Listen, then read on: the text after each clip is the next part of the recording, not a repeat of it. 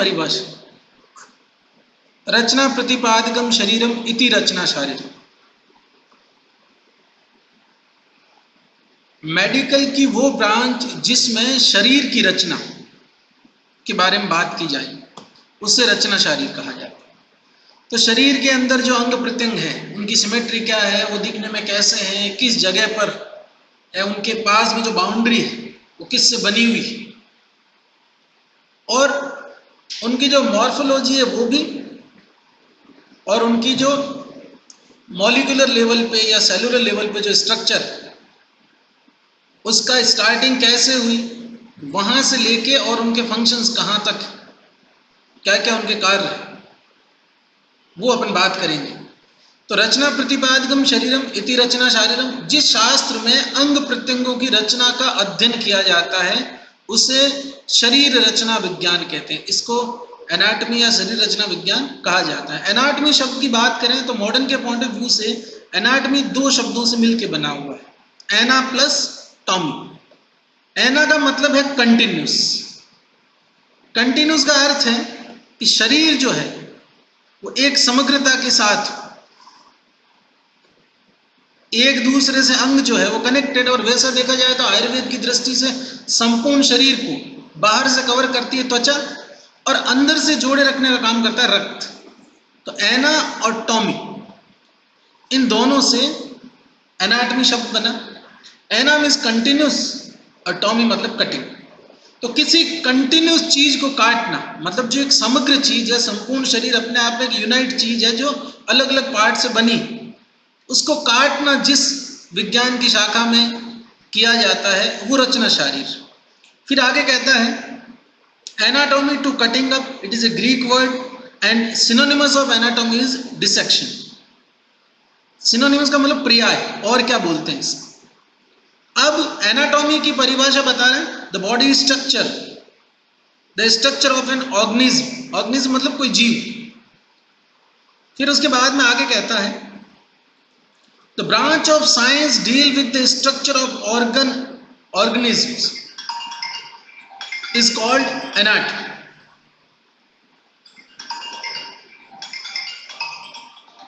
Now next,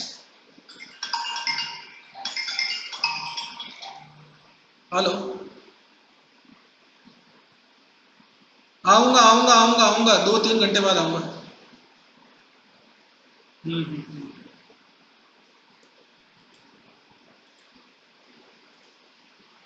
now next, जो most important definition है anatomy की वो ये वाली है, 5 नंबर का जो point. Anatomy is the study of structure and the relationship among structures in the body, although anatomy was first studied by dissection of cadavers.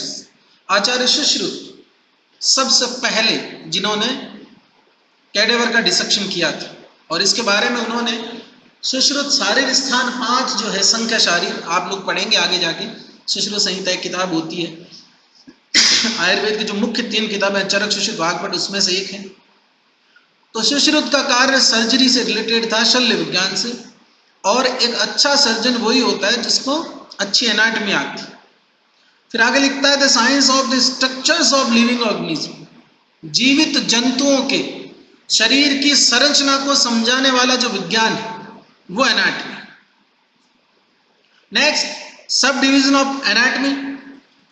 यहां एनाटॉमी की ब्रांचेस है। First, cadaveric anatomy. Cadaveric anatomy is studied on dead bodies usually with the naked eye. अब जो आप first year में आते हैं college के अंदर डिसेक्शन करते हैं, ये उसकी बात कर रहा है। कैडेवर के ऊपर अंगों की संरचना को समझना, ये कैडेवरिक एनाटॉमी है, और इसको नेक डाई से देखना, मतलब आपके सामने बॉडी होती है। It is also called microscopic और gross anatomy. It is divided into 2 parts. इसको भी 2 भागों में बांटा गया। नेक्स्ट, आगे चलते हैं। इसके 2 भाग जो हैं वो है एक रीजनल और एक सिस्टेमिक। अब डिसेक्शन आप कैसे कर सकते हैं? डिसेक्शन आप रीजन्स के अकॉर्डिंग कर सकते हैं। Study of specific region of the body such as head, chest, upper limb, lower limb, middle trunk, इस तरह से। एंड सेकंड आती है सिस्टमिक एनाटॉमी। जैसे आपने सिस्टम ले लिया, कार्डियोवास्कुलर सिस्टम की डिसेक्शन कर रहे हो, या मान लीजिए कि जीआई का आप डिसेक्शन कर रहे हो, तो सिस्टम के अकॉर्डिंग भी इसको बांटा जा सकता है। जैसे ये बोल रहा है osteology, orthology, angiology, myology, neurology, respiratory, digestive, urinary, reproductive, इस तरह से डिसेक्शन करना सिस्टमिक एनाटॉमी कहलाता है। अब अपन पढ़ रहे थे एनाटॉमी के पार्ट, उसमें पहला कैडेवरिक था, उसके दो पार्ट थे, regional and systematic, and second type की जो एनाटॉमी है वो है लिविंग एनाटॉमी, मतलब जीवित जंतुओं को देखना, उनके बॉडी के जो ऑर्गन्स हैं उनको देखना। Living anatomy is studied on living human beings bye inspection, palpitation, percussion, auscultation, endoscopy, सिग्मोडोस्कोपी, जितनी भी स्कोपीज होती है। अब जीवित जंतुओं में आपको स्ट्रक्चर देखनी है, तो जितने भी अपन डायग्नोस्टिक टेस्ट लिखते हैं वो सारे इसी में आते हैं। अंदर की जो स्ट्रक्चर्स है उनको मशीनों से देख पाते हैं अपन, अलग अलग तरह के डायग्नोस्टिक मेथड्स है, जैसे सोनोग्राफी है, एक्सरेज है, सीटी है, एमआरआई। तो जीवित जंतुओं में जो इंटरनल पार्ट्स, उनको देखने के लिए जो डायग्नोस्टिक मेथड यूज किए जाते हैं वो लिविंग एनाटॉमी में आते हैं। The third one is surface anatomy, study of the form and marking of the surface of the body, और surface anatomy is the study of deeper part of the body in relation to the skin surface. जैसे मान लीजिए कि एक patient आता है आपके पास में और आपने उसको पैल्पेट करके देखा, मान लीजिए लीवर पैल्पेट कर रहे हैं, तो आपने बाहर से उसको पैल्पेट करना शुरू किया, उससे अंदाजा लग गया कि लीवर की साइज प्रॉपर है कि नहीं, या लीवर इनलार्ज्ड है कि नहीं। तो इस तरह से एनाटॉमी समझना सरफेस एनाटॉमी। ये क्लिनिकल प्रैक्टिस में और सर्जरी जो है उसके लिए जो आप हिस्ट्री टेकिंग वगैरह करते हैं, पैल्पिटेशन करते हैं, एग्जामिनेशन करते हैं, उसका पार्ट है। The fourth is topographic anatomy, study of the structure and form of A portion of the body with particular emphasis on the relationship of the part two each other. अब ये भी ठीक वैसी बात है, जैसे मान लीजिए आपने लीवर को पैल्पेट कर लिया, तो आपको ये आइडिया है कि लीवर के ऊपर की तरफ डायफ्राम होगा, फिर उसके ऊपर वाला जो पोर्शन वो राइट लंग का होगा। तो टोपोग्राफिक एनाटॉमी जो है वो इंटर रिलेशन पे डिपेंड है ऑर्गन्स की। इसको सरफेस एनाटॉमी भी माना जा सकता है, उसके जैसी बात है। Next, developmental anatomy, study of development from the fertilized egg to adult form, intra uterine, extra uterine. जैसे आपने डेवलपमेंटल एनाटॉमी की बात करें तो आपने जब बच्चा गर्भाशय में था तब से उसके डेवलपमेंट के बारे में देखना शुरू किया, उसको इंट्रा यूट्राइन कहते हैं। After birth extra uterine life होती है उसकी। इंट्रा यूट्राइन को दो में बांट दिया, एम्ब्रियोलॉजी और fetology. Embryology early stage of the fetus and fetology जो है उसके बाद की स्टेजेस। नेक्स्ट, फिटोलॉजी 8 वीक तक, and 8 week to 8 month is called fetology. 8 सप्ताह तक तो अगर आप गर्भ का या गर्भ के एनाटॉमी के बारे में पढ़ते हैं या देखते हैं तो वो डेवलपमेंटल एनाटॉमी के अंतर्गत जो फर्स्ट वाला पार्ट है एम्ब्रियोलॉजी उसमें आता है, एंड 8 वीक से लेकर और 8 मंथ तक फिटोलॉजी में आता है। अब इसके दो पार्ट थे डेवलपमेंटल एनाटॉमी के, द फर्स्ट इंट्रा यूट्राइन, उसके दो पार्ट थे embryology, fetology, and second extra uterine. Extra uterine के अंदर ये बोलता है child development to adult form, बच्चा जो है उसका डेवलपमेंट किस तरह से हो रहा है और वो उसकी जो एडल्ट एज तक पहुंचता है तब उसकी बॉडी में, उसकी बॉडी के एनाटॉमी में क्या क्या चेंजेज होते हैं, उसको पढ़ना किसके अंतर्गत आता है, एक्स्ट्रा यूट्राइन डेवलपमेंटल एनाटॉमी के अंतर्गत आता है। Sixth type of anatomy is histology. Histology में माइक्रोस्कोपिक एनाटॉमी इसको बोला जा सकता है। देखो हिस्टोलॉजी क्या होती है, टिश्यू लेवल पर या किसी भी ऑर्गन का जो टिश्यू है उसकी स्ट्रक्चर, उसकी जो एनाटॉमी उसको पढ़ना। जैसे connective tissue, blood is a connective tissue, तो ब्लड के स्ट्रक्चर को आप एनालाइज कर रहे हैं, या मान लीजिए आपने कोई बायोप्सी के लिए टिश्यू जो है उसका पीस लिया तो उसको देखना। जनरली कार्सिनोमास जितने भी सस्पेक्टेड पेशेंट होते हैं कार्सिनोमा के, उनके अंदर टिश्यू लेते हैं और उसकी हिस्टोलॉजी जो है उसका एग्जामिनेशन होता है, उससे डिसाइड होता है कि पर्टिकुलर टिश्यू में किसी भी तरह का कार्सिनोमा है या नहीं। Next one is cytology, the science of cell formation and cell life. Cell के बारे में पढ़ना, बॉडी में अलग अलग तरह की सेल्स होती है और उनके अलग अलग तरह के कार्य होते हैं और बहुत सारी सेल्स मिलकर एक टिश्यू बनाती है, और फिर टिश्यू जो है उनके बंचेस से कोई ऑर्गन बनता है, और ऑर्गन्स मिलके और सिस्टम बनाते हैं, जैसे कार्डियोवैस्कुलर सिस्टम, इसमें बहुत सारे ऑर्गन हैं।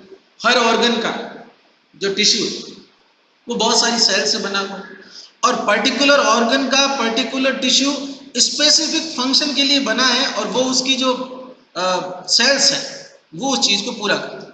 Next one is physical anthropology. Physical anthropology deals with the external features and measurement of different races and group of people and with the study of the prehistoric remains। जैसे आप लोग पढ़ते हैं कि प्राग ऐतिहासिक काल में मानव ऐसा था, पहले 4 पांव पर ही चलता था, फिर धीरे धीरे 2 पे आया, फिर बॉडी पे बाल कम हुए, फिर जो पूंछ है वो गायब हो गई, एंड उसके बाद फिर होमो फ्यूचरिस्ट के लिए बोला जाता है कि बाल कम हो जाएंगे, ये सबसे छोटी वाली कनिष्ठिका अंगुली है, ये या तो लुप्त हो जाएगी या बहुत छोटी हो जाएगी। The next one is radiographic anatomy. Radiographic anatomy is the study of deeper organ by plan and contrast radiography। आप लोगों ने सुना होगा कॉन्ट्रास्ट स्टडी के बारे में। पेशेंट को आईवी रूट के थ्रू कोई भी कॉन्ट्रास्ट मटेरियल जो है उसमें पुट कर दिया जाता है। जैसे मान लीजिए आपको किडनी का एग्जामिनेशन करना है, किडनी की कॉन्ट्रास्ट स्टडी करनी, तो उस पेशेंट को क्या कर दिया उन्होंने, एक ऐसा कलर या कह दीजिए कॉन्ट्रास्ट मटेरियल उसकी बॉडी में डाल दिया। अब वो सर्कुलेशन में है और वो वेन्स और कैपिलरीज के थ्रू सर्कुलेट करेगा बॉडी के अंदर, और जिस जगह पर ऑब्स्ट्रक्शन होगा उस जगह पर वो कॉन्ट्रास्ट मटेरियल जो है वो नहीं पहुंच पाएगा। उसके बाद में जो कॉन्ट्रास्ट या रेडियो आपने उसको मटेरियल दिया है उससे विशेष प्रकार की रेज निकलती है। अब जब अपन बाहर से उसको स्कैन करेंगे तो जिस जिस जगह पर वो मटेरियल पहुंचा है वहां से तो वो रेज देगा, तो उसकी इमेज बनेगी फिल्म पे, लेकिन जहां ऑब्स्ट्रक्शन है उस जगह से आगे अपने को नहीं मिलेंगी। उसका जो फिल्म पर उसकी जो सर्कुलेशन की जो ऑब्स्ट्रक्शन है वो दिखाई देगी, तो इसको रेडियोग्राफिक एनाटॉमी बोलते हैं। Next one pathological anatomy. This anatomy the anatomy is the diseased organ. इसमें पर्टिकुलर जिस अंग में विकृति होती है उस विकृत अंग की एनाटॉमी को समझा जाता है। Next one is applied anatomy, this is also called clinical anatomy. Application of anatomy to diagnosis and treatment, specially surgical treatment diagnosis and treatment of specially surgical and medical treatment. अब इसमें थोड़ी सी language problem है। अब applied anatomy का जो main use है वो medicine और सर्जरी दोनों में होता है। जहां पर भी आप क्लिनिकल एग्जामिनेशन करते हैं, चाहे वो सर्जरी का केस हो चाहे वो मेडिसिन का केस हो, जहां पर आप क्लिनिकल एग्जामिनेशन करके और किसी भी बॉडी टिश्यू की ऑर्गन के एनाटॉमी को समझते हैं और उसको कोरिलेट करते हैं कि पर्टिकुलर सिम्टम्स का इस पैल्पिटेशन से या परकशन से क्या कोरिलेंस हो सकता है, और उसके बेस पर आप डायग्नोसिस बनाते हैं कि इस पेशेंट की डिजीज हो सकती है, और उसका ट्रीटमेंट जो भी प्लान करते हैं मेडिसिन या सर्जरी वो अप्लाइड एनाटॉमी में आता है। The next one is dental anatomy. ये निश्चित रूप से दांतों से संबंधित है, उनकी क्या लोकेशन है, पोजीशन है और क्या रिलेशनशिप्स है। Next one is comparative anatomy, comparison of homologous structure of different animals. इसमें क्या करते हैं, जैसे आप पढ़ते हैं 12th में कि खरगोश जो है मैमल्स में आता है, तो अपन खरगोश के बारे में बहुत सारी चीजें पढ़ते हैं कि उसकी जो क्रेनियल कैपेसिटी है वो ऐसी होती है, उसके ब्रेन के अंदर ये सेल्स पाई जाती है, उसका ब्लड कैसा होता है, तो उसको कंपेयर करते हैं अपन ह्यूमंस और फिर उसके वेरिएशंस पढ़ते हैं। The next one is veterinary anatomy, anatomy of the domestic animals.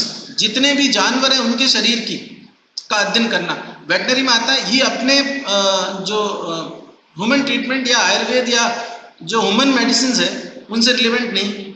और अब अपन आते हैं पर्टिकुलर टॉपिक में। ये वेरियस टाइप ऑफ एनाटॉमी है, आप इसमें से जितने याद कर सकते हैं उतने कीजिए, क्योंकि मान लीजिए अगर क्वेश्चन आ जाता है कि define the term anatomy and detail description of divisions and सब डिविजन्स ऑफ एनाटॉमी, ये लिखिए, तो फिर आपको उसमें ये सब लिखना है। सॉरी। नेक्स्ट, गर्भ की परिभाषा कहता है शुक्र शोणितम जीव संयोग तू खलु कुक्षी गते गर्भ संग। शुक्र शोणित, जीव मतलब आत्मा, शुक्र शोणित का मतलब हो गया शुक्र और आर्तव, तो शुक्र और आर्तव का और आत्मा का जब कुक्षी के अंदर संयोग होता है तो उसको गर्भ कहते हैं। निश्चित रूप से ओवम, स्पर्म और आत्मा जब ये गर्भाशय में मिल जाते हैं तब उसे गर्भ कहा जाता है। तो ये याद करने जैसी डेफिनेशन है। 2 नंबर का क्वेश्चन आता है कि गर्भ की परिभाषा लिखी, उस टाइम आप ये लिख सकते हैं। तो next one,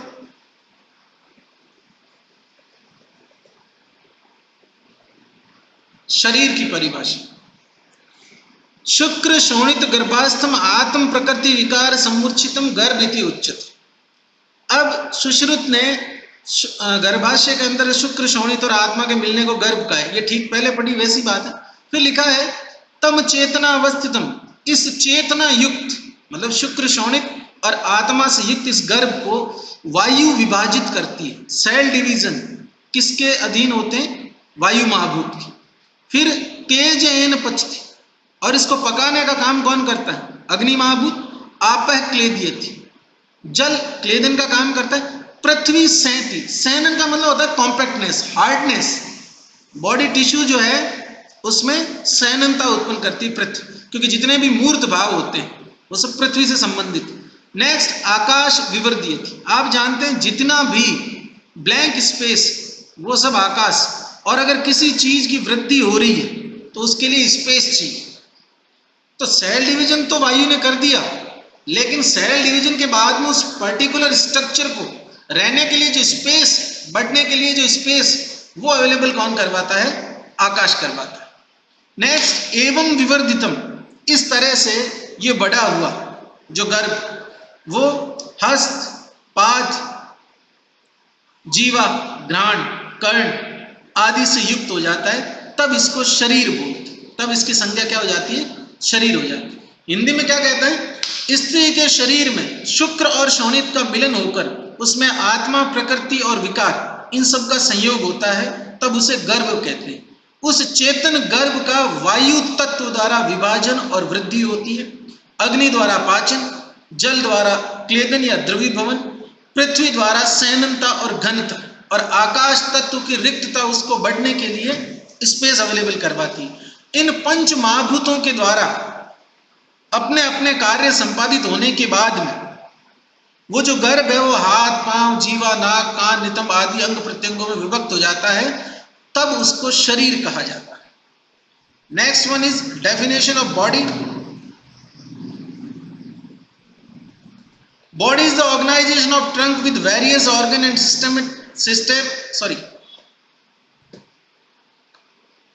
Body is the organization of trunk with various organs and systems assembled in it which works in cooperation and coordination with each other. सही परिभाषा है शरीर की। मिडिल ट्रंक से बहुत सारे ऑर्गन्स निकलते हैं, मेन पार्ट तो क्या है? मध्य देह। तो ट्रंक जो है उसके चारों तरफ हाथ, पांव और अलग अलग संरचनाएं शरीर से जुड़ी होती। फिर उन संरचनाओं के अंदर सिस्टम्स होते हैं, इंटरनल ऑर्गन्स की बात कर रहा है, और ये सारे सिस्टम्स और शरीर के अंग एक दूसरे के साथ कोरिलेशन से काम करते हैं। कुल मिला के बॉडी अलग अलग सिस्टम्स और ऑर्गन्स का असेंबल है, ग्रुप, और एक दूसरे के मिलने से ये काम करते। जैसे मान लीजिए मोबाइल का एग्जांपल ले लीजिए आप, तो मोबाइल की बॉडी कैसे बनी? स्क्रीन है, मदरबोर्ड है, बैटरी है, सिम का स्लॉट, वाईफाई का स्लॉट है उसमें। तो अलग अलग चीजें मिलने के बाद में उसके प्रॉपर फंक्शन होते हैं। वैसे ही बॉडी के अंदर कार्डियोवैस्कुलर सिस्टम है, यूरिनरी है, रेस्पिरेटरी है, तो सारे सिस्टम, सारे ऑर्गन्स एक दूसरे से कोरिलेट करते हैं। तभी तो स्टार्टिंग में अपने पढ़ा कंटिन्यूस वर्ड जो आया था एना के, तो एक दूसरे से जुड़े हुए। तो cooperation and coordination of systems and organs in A assemble and systematic way is called body. Now next one is subdivisions of body.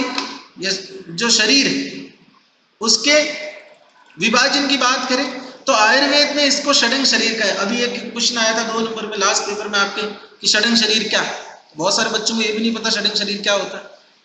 षडंग शरीर में देखो 2 अपर लिंग, 2 लोअर लिंग, मतलब 2 हाथ 2 पांव, तो 4 शाखाएं बोल दिया इसका, 4 शाखाएं। 4 शाखाओं के बाद में 5वां मध्य शरीर और छठा जो पार्ट है वो सिर। तो कुल मिला के आप मान लीजिए कि ये मिडिल ट्रंक, ये एक पार्ट हो गया।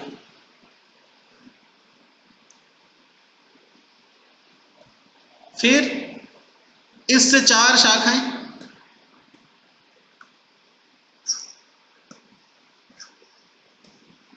1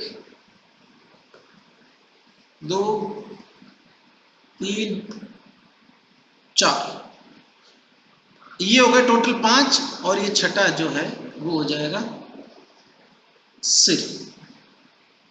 ये षडंग शरीर। फिर उसके बाद में आता है, ये श्लोक में लिखा हुआ है तत् च षडंग शाखा चतस्रो, 4 शाखा मध्यम पंचमे षष्ठ सिर। Next one anatomical position of the body. पहले तो सीनियर सिखा देते थे कि एनाटॉमिकल बॉडी वो पोजीशन क्या होती है बॉडी की, लेकिन आजकल तो सीनियर भी खुद कंफ्यूजन में।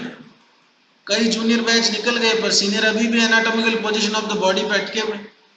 क्या लिखता है, subjects need erect facing the observer with feet flat on the floor, arm at side and palms turn forward. देखो इसमें क्या होता है, सीधे खड़े होना होता है और पूरे फ्लैट पांव पे खड़ा होना होता है, और जो दोनों हाथ है वो नीचे लेकिन सामने की तरफ, इस तरह से होते हैं दोनों हाथ यू साइड में। इसको एनाटॉमिकल पोजीशन बोला जाता है बॉडी की। Next one planes of body. Planes का मतलब है imaginary flat surfaces of the body, मतलब अनुप्रस्थ काट बोल सकते हैं अपन।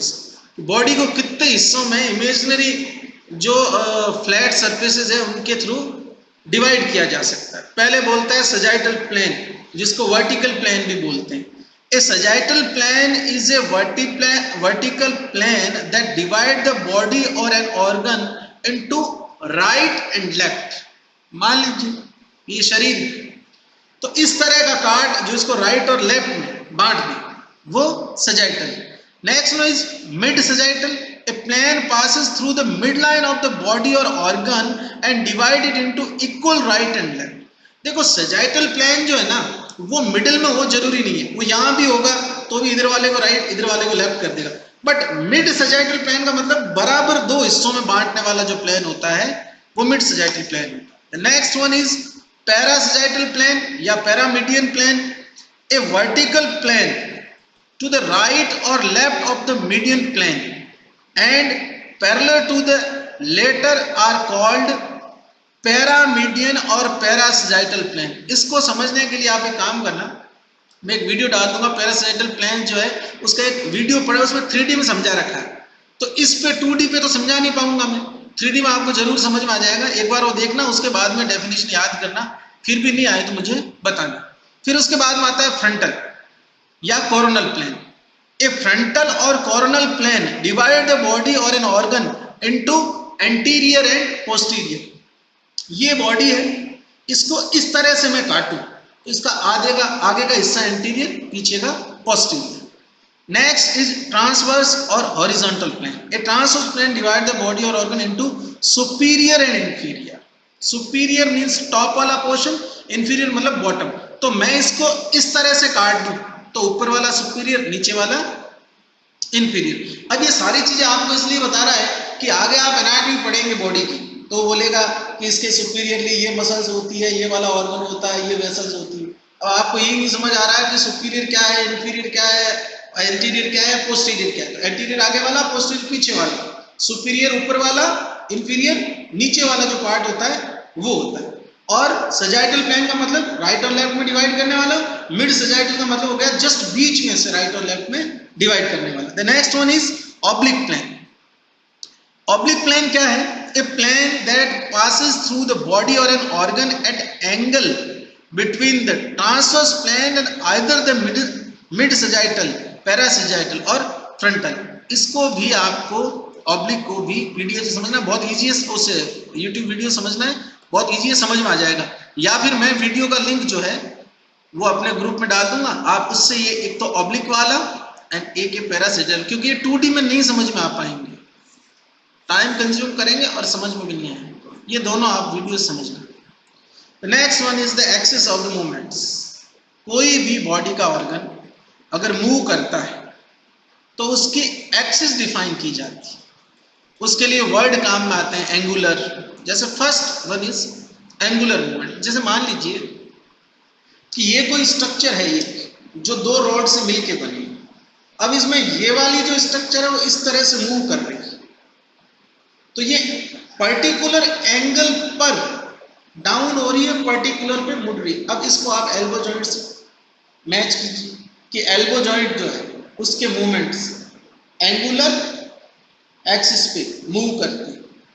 अब एंगुलर एक्सिस पे अगर कोई ऑर्गन फ्लेक्स्ड कंडीशन में है और आप उसको बेंड कर रहे हैं तो इसको फ्लेक्शन बोलते हैं। First one is flexion. क्या लिखता है? Involve decrease in the angle between the surface of the articulating bone. ये अपनी उम्रस, ये आगे की दोनों बोन जो है वो उम्रस से जुड़ी हुई, तो इस बोन के साथ अगर एंगल, ये 180 का एंगल है अभी, अगर ये एंगल रिड्यूस होकर 90 पे आ रहा है, उससे कम हो रहा है, तो इसको अपन फ्लेक्शन बोलते हैं, बेंडिंग बोलते हैं। The next one is extension, straightening, involve and increase in the angle between the surface of the articulating bone. अब मान लीजिए कि आपसे कोई पूछे कि एल्बो जॉइंट का मैक्सिमम एक्सटेंशन क्या हो सकता है, तो 180, इससे नीचे तो जा नहीं सकता। तो किसी भी फ्लेक्स्ड, बैंड जॉइंट का स्ट्रेट मैक्सिमम कितना हो सकता है, उसका अपनी बोन के एंगल से इंक्रीजिंग ऑर्डर में दूर की तरफ जाना एक्सटेंशन कहलाता है। The next one is hyper extension, continues of the extension beyond the anatomical position. Anatomical position में ये हाथ ऐसे रहता है।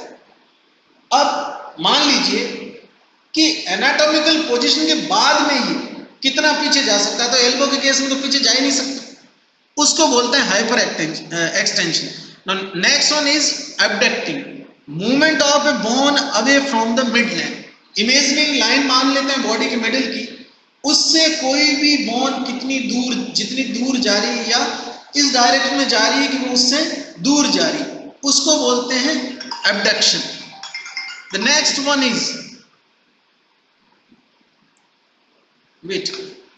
One is adduction. अब आप इसको थोड़ा समझने की कोशिश करो। एक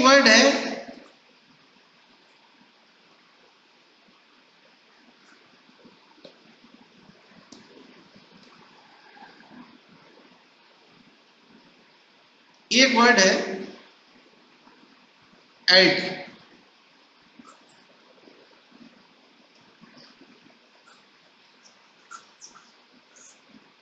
ठीक, ऐड का मतलब होता है जुड़ना। जुड़ेगा कौन? जो पास आएगा।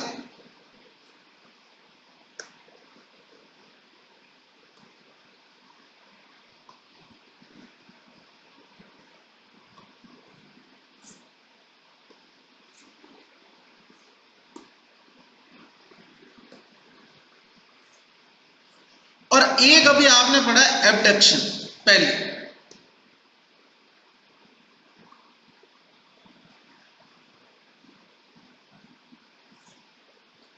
इसका मतलब था दूर।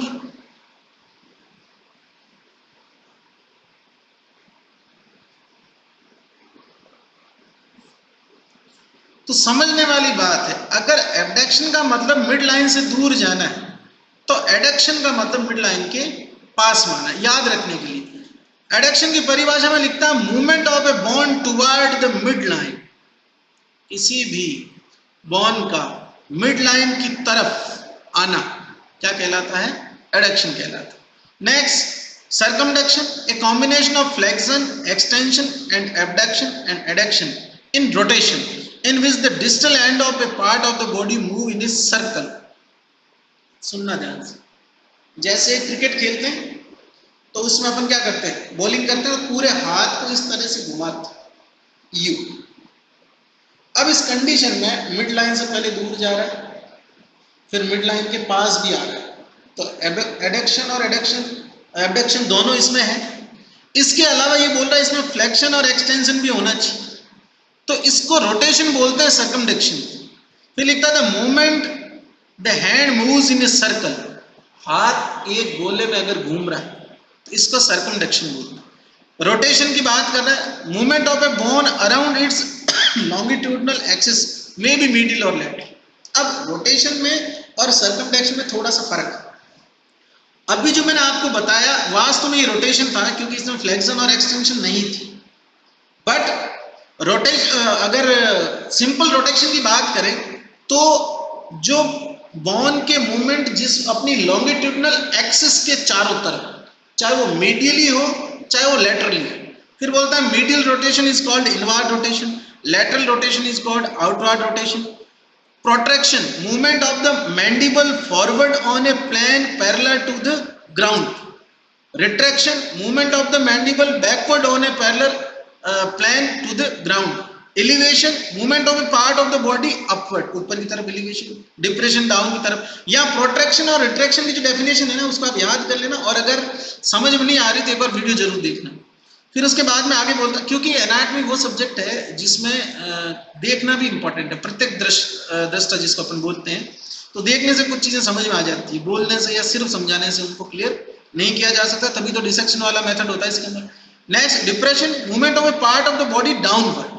The next one is the special movement related specifically to the foot and hand. हाथ और पांव के कुछ मूवमेंट्स जो है उनकी बात कर रहे हैं कि इन्वर्जन क्या होता है, इवर्जन क्या होता है, डोर्सल फ्लेक्शन क्या होता है। वेट,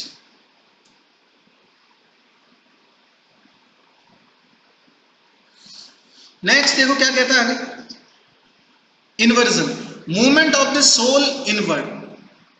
सोल का अंदर की तरफ मुड़ना इन्वर्जन है, बाहर की तरफ मूवमेंट उसका क्या कहलाएगा, eversion. Dorsal flexion, bending the foot in the direction of dorsum. Dorsum की डायरेक्शन में जो पांव का पंजा है उसको बेंड करना है, dorsiflexion. Planter flexion, bending the foot in the direction of the planter surface is called planter flexion. Supination, movement of the forearm in which the palm is turned anteriorly और superiorly. Four arm की मतलब upper limbs की वो movements, upper limbs की या four arm आगे वाले part की वो मूवमेंट जिसमें पाम वाला पार्ट जो है वो या तो एंटीरियरली या फिर सुपीरियरली सामने से दिखता हो, वो सुपाइनेटस, सुपाइनेशन है। प्रोनेशन क्या है, movement of the forearm in which the palm is turned posteriorly और इंफीरियरली। तो next one is basic terminology to understand the body. The first one is superior, cephalic और cranial, toward the head of the upper part of structure। सुनना ध्यान से, अभी अपन ने पढ़ा था सुपीरियर, इंफीरियर, एंटीरियर, पोस्टीरियर, तो उन्हीं को वापस बता रहा है कि सिर की तरफ वाला ऊपर का जो हिस्सा होता है किसी भी बोन का, मसल्स का या ऑर्गन का, उसको सुपीरियर पोर्शन बोलते हैं। The next one,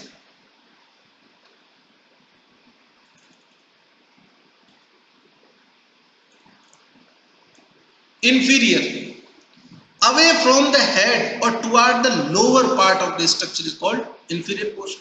anterior, toward the front, front में जो भाग होता है, toward the belly, front of the body। next is posterior, toward the back होगा, back to the body। next is medial part, toward the medial plane, medial plane की तरफ का जो भाग होगा किसी बॉडी स्ट्रक्चर का वो मीडियल। और लेटरल क्या होगा, away from the mid line, शरीर की जो इमेजिनरी मिड लाइन है उससे दूसरी साइड की तरफ अगर कोई चीज होगी तो वो लेटरल कहलाएगा। नेक्स्ट वन इज इंटरमीडिएट, दो स्ट्रक्चर के बीच का कोई भी हिस्सा होता है वो इंटरमीडिएट कहलाता है। Next one is ipsilateral, on the same side of the body, the gallbladder and ascending colon of the large intestine are ipsilateral। ipsilateral का मतलब जैसे राइट हैंड साइड में दो ऑर्गन है तो उन दोनों ऑर्गन, वो दोनों ऑर्गन एक दूसरे के लिए ipsilateral.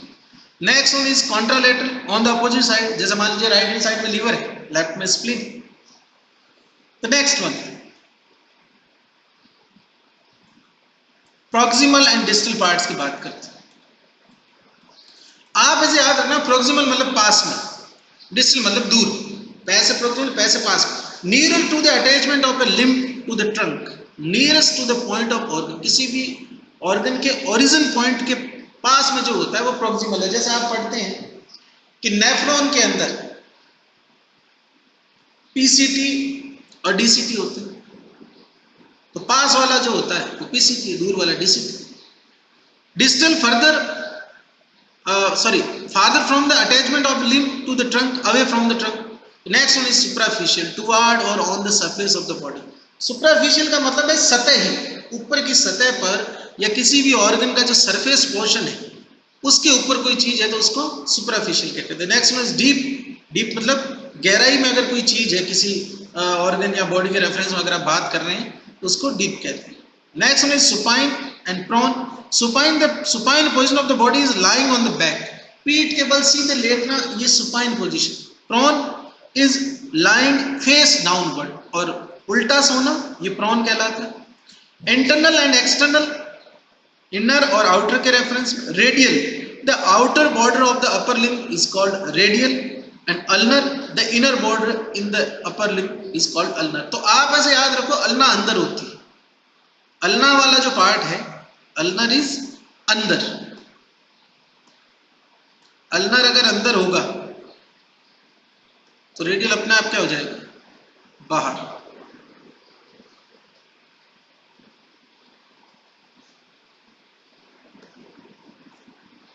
Next tibial, the inner border in the lower limb, जो पांव है मतलब जो लोअर लिम्ब है, फुट, उसकी अगर बात करें तो inner border in the lower limb is tibial, जो अंदर की तरफ है, और फिबुला जो है वो आउटर बॉर्डर। नेक्स्ट, ये कॉमन टर्मिनोलॉजीज हैं जो आपको आगे काम आएगी आपके लिए। The next one is planter और डोर्सल को छोड़ देना एक बार, क्योंकि प्लांटर और डोर्सल में दो तरह की बात है। जैसे यहाँ एक तो आता है पामर और डोर्सल और एक आता है प्लांटर और डोर्सल। तो पामर और डोर्सल जो होता है वो क्रमशः एंटीरियर और पोस्टीरियर पार्ट के लिए यूज होते हैं वर्ड, एंड प्लांटर और डोर्सल जो है वो लोअर और सोल पार्ट के लिए प्लांटर, और डोर्सल मतलब ऊपर। तो ये नीचे वाला जो पार्ट ये प्लांटर, ऊपर वाला डोर्सल। फिर pre axial border, post axial border, ये ऑर्गन्स के जो बॉर्डर्स अपन पढ़ेंगे उसमें outer border in the upper limb and the inner border in the lower limb is called pre-axial border, and the post-axial border is the inner border in the upper limb and the outer border in the lower limb. Next one is flexor surface and extensor surfaces. एक बार इनको आप skip कर देना। Aponeurosis पे आते हैं, ये common terminologies है। एपोन्यूरोसिस पे आते हैं, the flattened tendon is called aponeurosis.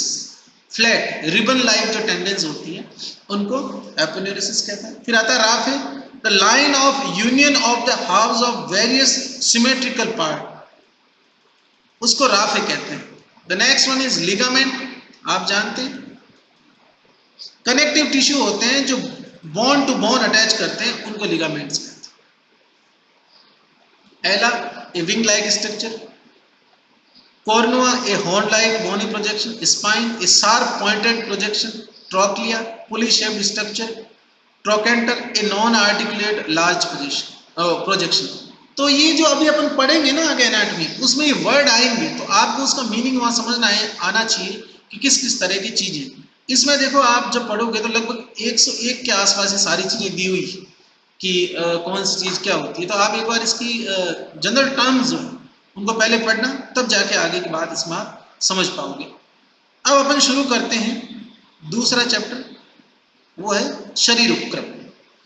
देखो शरीर उपक्रम अध्याय में लिखता है, शरीर उपक्रम का अर्थ होता है शरीर के संबंध में संपूर्ण विवरण। शरीर की उत्पत्ति, स्थिति, निर्माण, वृद्धि और क्षय, इनके संबंध में सभी प्रकार का ज्ञान शरीर उपक्रम के अंतर्गत आता है। और सबसे पहला पॉइंट इसमें लिया है शरीर की व्याख्या। शरीर की व्याख्या में आप वो श्लोक मेंशन करते ना जो अपन ने शरीर की परिभाषा में पढ़ा था, शुक्र शोणित वाला तो गर्भ तक का हो गया, फिर आगे वाला जो लिखा हुआ है ये श्लोक जो है ये एक्चुअली कंप्लीट श्लोक ये है, और अभी तक अपन ने सिर्फ इसी श्लोक के बारे में पढ़ा है। इसमें षडंग शरीर की भी परिभाषा है, ये षडंग शरीर की परिभाषा, इसमें ये गर्भ की परिभाषा, और इसके अलावा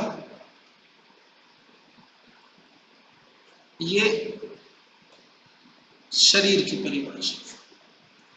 शुक्र शोणित गर्भाष्टम आत्म प्रकृति विकार समुच्चितम गर्भिति उच्चते, ये गर्भ की थी। फिर तम चेतना अवस्थम लेके लास्ट में शरीर इति संज्ञा लगते, फिर षडंग शरीर वाली थी। तो इन तीनों चीजों को जो भी आपने पहले परिभाषा में अलग अलग पढ़ा था उसका वर्णन आप शरीर की व्याख्या में कर सकते हैं। तो पहली जो शरीर की व्याख्या है उसका नंबर 1 पॉइंट जो है उसमें गर्भ की, शरीर की और षडंग शरीर की 3 परिभाषाएं और उसका वर्णन। नेक्स्ट वन इज सेकंड वाला चरक का कोटेशन, ये रहा यहाँ पर, और ये चरक अनुसार शरीर की परिभाषा है। तत्र शरीर नाम चेतना अधिष्ठान भूतम पंच महाभूत विकार समुदायात्मक संयोग वाली। आप ध्यान से देखोगे तो चरक और सुश्रुत की परिभाषा में आपको ज्यादा फर्क नहीं मिलेगा। शरीर की परिभाषा में चरक ने एक एक महाभूत का अलग अलग फंक्शन नहीं बता के खाली ऐसे बोल दिया पंच महाभूत विकार समुदायात्मक, पांचों महाभूतों के समुदाय स्वरूप में। तो पंच महाभूत प्लस कौन होगी, चेत, तो 6 चीजों का समुदाय क्या कहलाता है, शरीर। नेक्स्ट सुश्रुत की एक और परिभाषा इन्होंने यहाँ पर ली है, वर्णन उसका बढ़ाने के लिए, विस्तार से वर्णन के लिए। दोष धातु मल मूलम में शरीर, कॉमन चीज है आपको पता होगी, दोष धातु और मलो तो शरीर का मूल कहा जाए। द नेक्स्ट वन इज शीर्यते अनेनिति शरीर, ये आपको याद होगी मेरे हिसाब से, जिसका लगातार शरण होता, जो लगातार नष्ट हो रहा है वो शरीर। तो यहाँ क्षय के अर्थ में शरीर का। इसके आगे का ये पोर्शन इसको आप छोड़ भी सकते हैं, इतना लिख देंगे काफी है। The next one is word काय। काय के लिए क्या लिखता है, काय शरीर का पर्याय है ना। चीयते अनेन इति काय, चीय 2 शब्द होते हैं, एक होता अपचय, एक होता उपचय, कैटाबॉलिज्म एंड एनाबॉलिज्म। कैटाबॉलिज्म के अंदर तो शरीर का क्षय होता है, एनाबॉलिज्म शरीर की वृद्धि होती है। तो जिसका लगातार चयन हो रहा वो क्या है, शरीर, या वो काय। Next one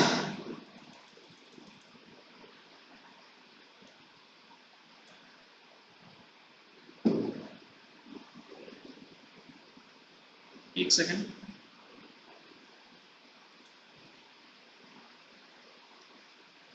hello hello, class खत्म हो गई क्या?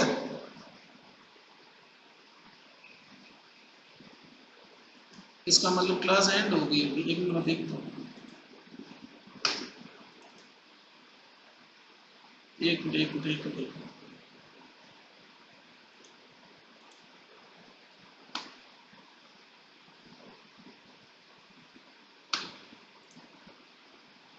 नहीं चलेगी, अभी चलेगी। अब हाँ, अब देखना भी देखना।